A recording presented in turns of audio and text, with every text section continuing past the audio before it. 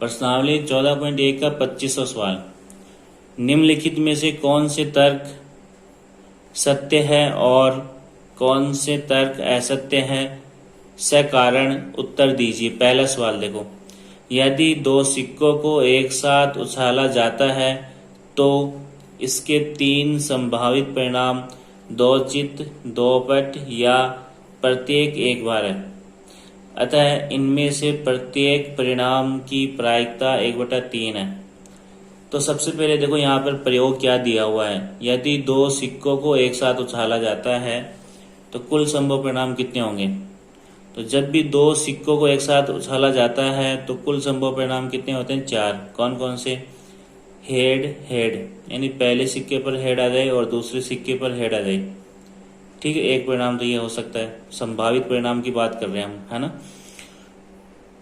एक ये भी हो सकता है पहले सिक्के पर टेल आ जाए दूसरे पर टेल आ जाए, तो एक संभावित परिणाम ये भी हो सकता है। एक ये भी हो सकता है पहले सिक्के पे हेड और दूसरे पे टेल आ जाए, और एक संभावित परिणाम ये भी हो सकता है पहले सिक्के पे टेल और दूसरे पे हेड आ जाए। ठीक है, तो ऐसे कुल संभव परिणाम कितने होते हैं, 4, जब दो सिक्कों को एक साथ उछाला जाता है। तो प्रश्न में 3 संभावित परिणाम की बात चल रही है। 3 संभावित परिणाम कौन कौन से, दो चित्त, दो पट या प्रत्येक एक बार। तो देखो यहाँ पर दो चित्त आ रहा है, चित्त का मतलब क्या होता है, हेड। यहाँ पे दो पट आ रहा है, पट का मतलब क्या होता है, टेल। या प्रत्येक एक बार, प्रत्येक एक बार मतलब एक बार चित्त या फिर एक बार पट। ठीक है, चित्त का एक बार आना या फिर पट का एक बार आना, इन दोनों परिणाम में चित्त भी एक बार आ रहा है और पट भी एक बार आ रहा है। ठीक है, चित्त का मतलब हेड, हेड भी एक बार आ रहा है, और पट का मतलब टेल, टेल भी इन दोनों परिणाम में कितनी बार आ रहा है, एक बार आ रहा है। ठीक है, अतः इनमें से प्रत्येक परिणाम की प्रायिकता 1/3 है। तो ये 3 संभावित परिणाम जो प्रश्न में बता रखे हैं, प्रश्न में जो बता रखे 3 संभावित परिणाम कौन कौन से, दो चित्त, दो पट या प्रत्येक एक बार, इन तीनों संभावित परिणाम की प्रायिकता ये कितनी बता रहा है, 1/3। लेकिन ऐसा नहीं है, इन तीनों संभावित परिणाम जो दे रखे हैं इनकी प्रायिकता 1/3 नहीं आएगी। क्यों नहीं आएगी, देखो यहाँ पर दो चित्त आने की प्रायिकता 1/4 आएगी। क्यों आएगी, क्योंकि कुल संभव परिणाम कितने हैं, 4। सूत्र के हिसाब से क्या होता है, घटना के अनुकूल परिणाम ऊपर आता है बट्टा कुल संभव परिणाम नीचे आता है। तो कुल संभव परिणाम तो कितने हो गए, 4, और घटना ई के अनुकूल परिणाम कितने हो गए, 1। एक क्यों आया, क्योंकि इन 4 परिणाम में से सिर्फ एक परिणाम ऐसा है जहां पर दो चित्त आ रहे हैं, तो इसलिए घटना ई के अनुकूल परिणाम 1/4। ठीक है, या फिर दो पट, तो दो पट आने की प्रायिकता कितनी होगी, कुल संभव परिणाम बट्टा में 4 और घटना ई के अनुकूल परिणाम 1। एक ही क्यों आया, क्योंकि इन 4 में से सिर्फ एक परिणाम ऐसा है जहां पर दोनों पट आ रहे हैं, दोनों सिक्कों पर क्या आ रहे हैं, पट आ रहे हैं। तो घटना ई का अनुकूल परिणाम 1, कुल संभव परिणाम 4। ठीक है, दोनों चित्त आने की प्रायिकता 1/4, दो पट आने की प्रायिकता 1/4, और तीसरा परिणाम क्या, प्रत्येक एक बार, यानी एक बार चित्त या एक बार पट आने की प्रायिकता। तो यहाँ पर देखो कुल संभव परिणाम तो कितने होंगे, 4 होंगे। ठीक है, और घटना ई के अनुकूल परिणाम, तो यहाँ पर देखो घटना ई के अनुकूल परिणाम कितने होंगे, 2, क्योंकि इन दोनों में क्या आ रहा है, हेड कितनी बार आ रहा है, एक बार। ठीक है, और टेल भी कितनी बार आ रहा है, एक बार। तो या तो हेड का एक बार आना या फिर टेल का एक बार आना, दोनों की घटना के अनुकूल परिणाम कितने आ रहे हैं, 2 आ रहे हैं। ठीक है ना, तो घटना के अनुकूल परिणाम 2, कुल संभव परिणाम 4, 2 के पढ़ने से कट गया, 2 एकम 2, 2 दूनी 4। तो यहाँ पर प्रत्येक एक बार आने की प्रायिकता कितनी है, 1/2, यानी एक बार हेड आने की प्रायिकता 1/2, या फिर एक बार टेल आने की प्रायिकता 1/2। तो क्या ये तीनों परिणामों की प्रायिकता समान आ रही है, यहाँ पर नहीं आ रही।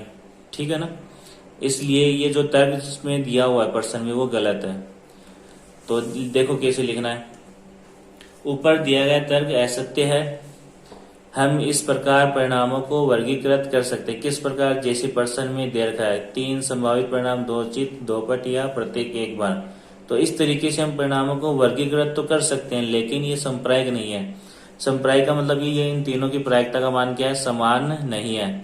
दो चित आने की प्रायिकता 1/4, दो पट आने की प्रायिकता 1/4, लेकिन एक बार चित या एक बार पट आने की प्रायिकता 1/2। तो इन तीनों परिणामों की प्रायिकता का मान समान नहीं है, इसलिए ये समप्रायिक नहीं है। आगे कारण देखो क्यों, क्योंकि दोनों सिक्कों को छानने पर यह हो सकता है कि पहले पर चित और दूसरे पर पट आए, या फिर पहले पर पट तथा दूसरे पर चित आए। इसलिए हम कह सकते हैं कि एक पर पट तथा दूसरे पर चित आने की जो संभावना है, दोनों पर चित या दोनों पर पट के आने की संभावनाओं का दुगुना है। ठीक है, ये हो गया 25वें का पहले का आंसर। अब देखो 25वें का दूसरा, देखो 25वें का दूसरा सवाल, यदि एक पासे को फेंका जाता है तो इसके दो संभावित परिणाम एक विषम संख्या या एक सम संख्या है। ठीक है, अतः एक विषम संख्या ज्ञात करने की प्रायिकता 1/2 है। तो देखो सबसे पहले यहाँ पे क्या लिखा हुआ, यदि एक पासे को फेंका जाता है, तो एक पासे को फेंकने पर कुल संभव परिणाम कितने होते हैं? 6 होते हैं। कौन कौन से होते हैं? पासे पर नंबर, पासे पर 1 आ सकता है, 2, 3, 4, 5, 6 आ सकता है। तो कुल संभव परिणाम कितने होते हैं? 6। अब इसमें से यहाँ दो संभावित परिणाम लेके चल रहा है प्रश्न में, एक तो विषम संख्या का आना और एक सम संख्या का आना। तो इस प्रकार हम परिणामों को वर्गीकृत कर सकते हैं, एक पासे को छानने पर सम संख्या का आना या विषम संख्या का आना। ठीक है, आगे देखो क्या कह रहा है, अतः एक विषम संख्या ज्ञात करने की प्रायिकता 1/2 है। तो देखो विषम संख्या के आने की प्रायिकता कितनी होगी यहाँ पर? तो देखो 1 से लेके 6 तक कुल संभव परिणाम तो कितने हो गए? 6।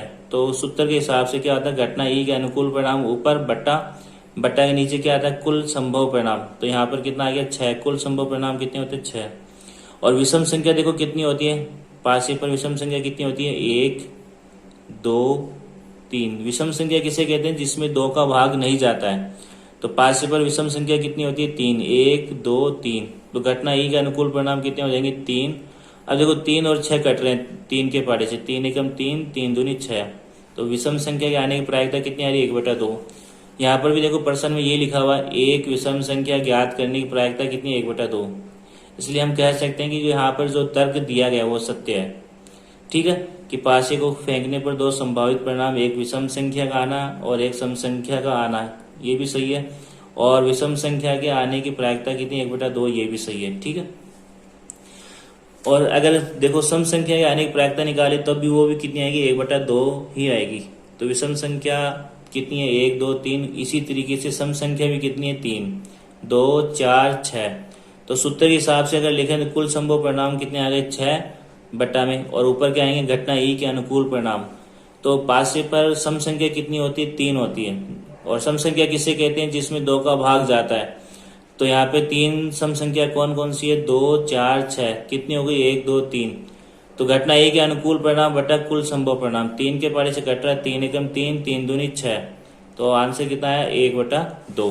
ठीक है, तो सम संख्या के आने की प्रायिकता भी 1/2 है और विषम संख्या के आने की प्रायिकता भी 1/2 है। तो प्रश्न का आंसर देखो कैसे लिखेंगे हम।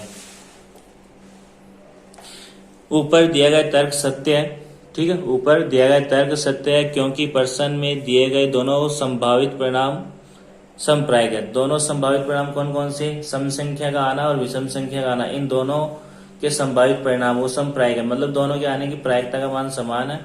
या फिर इसको हम ऐसे भी बोल सकते हैं, पासे को छानने पर सम संख्या और विषम संख्या आने की संभावना या उसकी प्रायिकता समान होती है, और यहाँ पर विषम संख्या के आने की प्रायिकता कितनी होती है? 1/2 होती है। ठीक है, तो ये 25वें का दूसरे का आंसर।